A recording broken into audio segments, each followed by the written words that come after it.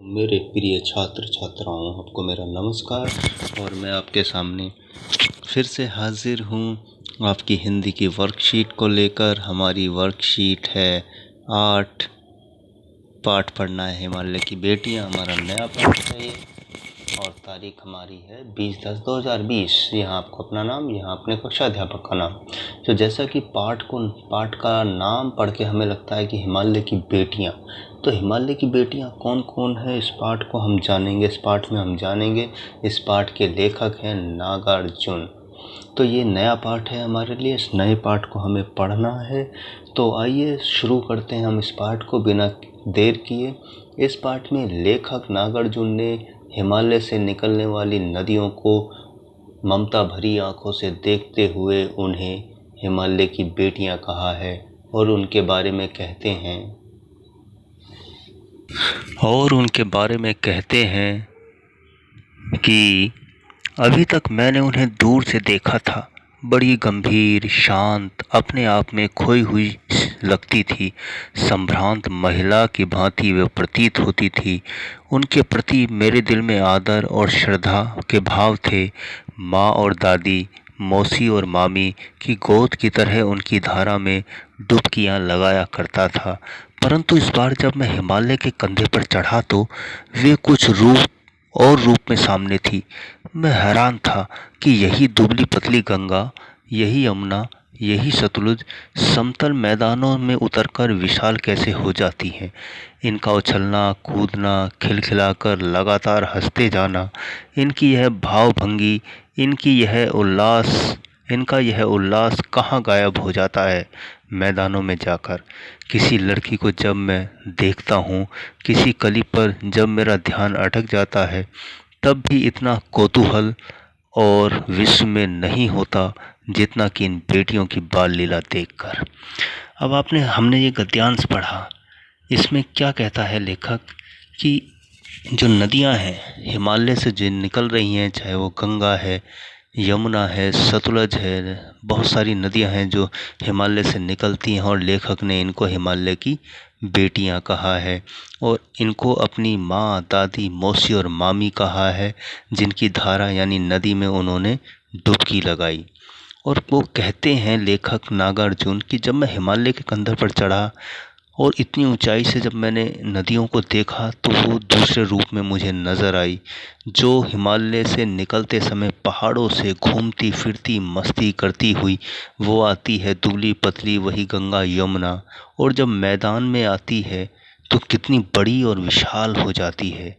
इनका उछलना, कूदना, खिलखिलाना, हंसते जाना, उनकी यह हरकतें, इनका यह खुशी, उल्लास माने खुशी कहाँ गायब हो जाती है मैदान में जाकर।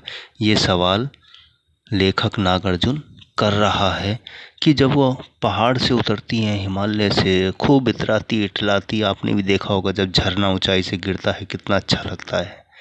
और लेकिन झरना नीचे गिरने के बाद वो फैलना शुरू होता है, तब वो शांत होता चला जाता है। तो लेखक कहता है कि जितना उत्सुकता, जिज्ञासा मुझे इन नदियों को देखने में लगता है, इन नदियों की बाल लीला यानी जैसे कोई बच्चा या बेटियां खेल रही होती हैं, देखकर अच्छा लगता है, वैसा किसी फूल को देखकर भी नहीं लगता। तो आप जानते ही हैं कि हिमालय का हमारे जीवन में बड़ा महत्व है। उसी के साथ साथ उससे निकलने वाली नदियों का हमारे जीवन में और भी ज़्यादा महत्व है, क्योंकि इन्हीं की वजह से हमें जीवन है। लाखों करोड़ों करोड़ों प्राणियों को, पक्षियों को, पौधों को, इस धरती को पानी इन्हीं नदियों से मिलता है। तो हमें नदियों का सम्मान करना चाहिए, उनकी रक्षा करनी चाहिए, उनमें कूड़ा करकट और उनको गंदा नहीं करना चाहिए। तो लेखक इनका महत्व बता रहा है, जैसा कि हमने इसमें पढ़कर जाना। वो उनको माँ, बेटी, बहन, मौसी, दादी के रूप में देखता है। तो आइए पढ़ते हैं, पहले प्रश्न की तरफ बढ़ते हैं कि पहला प्रश्न हमारा क्या है। पहला प्रश्न है हमारा, इस गद्यांश को पढ़कर आपको क्या लगता है यहाँ किसकी चर्चा हो रही है। तो इसका उत्तर है, आइए स्क्रीन पर देखते हैं।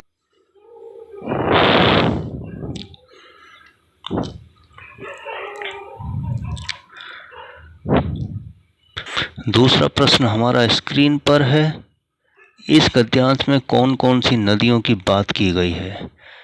तो उत्तर है हमारा, इस गद्यांश में गंगा, यमुना, सतलज आदि नदियों की बात की गई है। तो किन किन नदियों की बात की गई है इस गद्यांश में? गंगा, यमुना, सतलज आदि नदियों की बात की गई है। तो आइए बढ़ते हैं हम तीसरे प्रश्न की तरफ।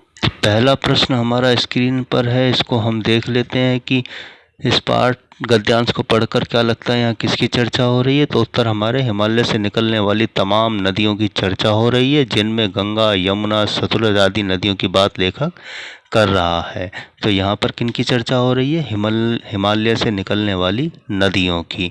तो आइए बढ़ते हैं हम तीसरे प्रश्न की तरफ। तो बच्चों, तीसरा प्रश्न हमारी स्क्रीन पर है कि नदियों को माँ मानने की परंपरा हमारे यहाँ काफ़ी पुरानी है, लेकिन लेखक नागार्जुन उन्हें और किन रूपों में देखते हैं? तो उत्तर है कि लेखक उन्हें हिमालय की बेटी और अपनी माँ, दादी, मौसी और मामी के रूप में देखते हैं। तो लेखक नदियों को बहुत महत्व देता है, और वैसे भी हमारे जीवन में, इस पूरी दुनिया यानी जीव जंतु प्राणियों के जीवन में नदियों का, पानी का बहुत बड़ा महत्व है। हमें इसका सम्मान और इसकी रक्षा करनी चाहिए। तो बढ़ते हैं हम बच्चों चौथे प्रश्न की तरफ। बच्चों, चौथा प्रश्न हमारा स्क्रीन पर है, इसको पढ़ते हैं हम। जब किसी ने नदियों को दूर से देखा तो वे कैसी दिखती थी? तो उत्तर है कि जब लेखक ने नदियों को दूर से देखा तो वे उनको दुबली पतली गंगा, यमुना, सतलज आदि नदियों को विशाल होते देखा, उछलते कूदते, लगातार हंसते खिलखिलाते हुए देखा, और हिमालय की बेटियों के रूप में देखा। तो कैसी दिख रही थी कि वो दूर से जब वो देखा तो खेलती, कूदती, हंसती, उछलते कूदते इन रूपों में देखा, और हिमालय की बेटियों के रूप में देखा। और जब मैदान में वो पहुंची तो कैसी हो गई? समतल मैदान में पहुंचकर विशाल और बड़ी हो गई, शांत हो गई। तो बढ़ते हैं पांचवें प्रश्न की तरफ। तो बच्चों, पांचवा और अंतिम प्रश्न हमारा स्क्रीन पर है, इसको भी हम पढ़ लेते हैं कि नदियों की सुरक्षा के लिए हमें क्या क्या करना चाहिए, सोचकर लिखिए। तो इसका उत्तर है कि नदियों की सुरक्षा के लिए हमें उनकी साफ सफाई करते रहना चाहिए। नदियों में कूड़ा और फैक्ट्रियों से निकलने वाला गंदा पानी नहीं डालना चाहिए। पूजा सामग्री आदि को नहीं डालना चाहिए। पुलों पर ऊंची ऊंची बाड़ लगानी चाहिए। उचित मानक और कठोर कानून बनाकर उसका पालन करना चाहिए। तो हम नदियों को बचाने के लिए, उनको गंदा होने से बहुत सारे काम कर सकते हैं, बचा सकते हैं। तो सभी को मिलकर एक साथ काम करना है, लगातार अपने लोगों को भी जागरूक करना है आस पड़ोस में कि कभी भी नदियों में कूड़ा करकट इस तरह की चीज़ें ना डालें, जिससे नदियां हमारी बेकार ना हो, गंदी ना हो, और सुरक्षित रहें, और हमें उससे जल मिलता रहे, पीने के लिए पानी मिलता रहे, और हमारा जीवन भी सुरक्षित रहे। तो मेरे प्यारे बच्चों, उम्मीद है कि आपको ये गद्यांश हिमालय की बेटियां का छोटा सा हिस्सा समझ आ गया होगा। प्रश्न उत्तर भी आपको समझ आ गए होंगे। तो आपके लिए एक कार्य है कि आप लिखेंगे कि नदियों का हमारे जीवन में क्या महत्व है। इस विषय पर आप अपने विचार लिखिए। तो इसी आशा के साथ, उम्मीद के साथ मैं लेता हूँ विदा। और विदा लेने से पहले एक ख़ास बात कि इस कोरोना महामारी के दौरान आपको लगातार अपना ध्यान रखना है, हाथ धोते रहना है, मास्क लगाकर बाहर निकलना है, और हमेशा भीड़ भाड़ इलाके में 2 गज की दूरी या 6 फुट की दूरी को ध्यान में रखना है। तो मैं लेता हूँ विदा। आपके लिए बहुत बहुत शुभकामनाएं। स्वस्थ रहिए, मस्त रहिए। मिलता हूँ अगली वर्कशीट पर।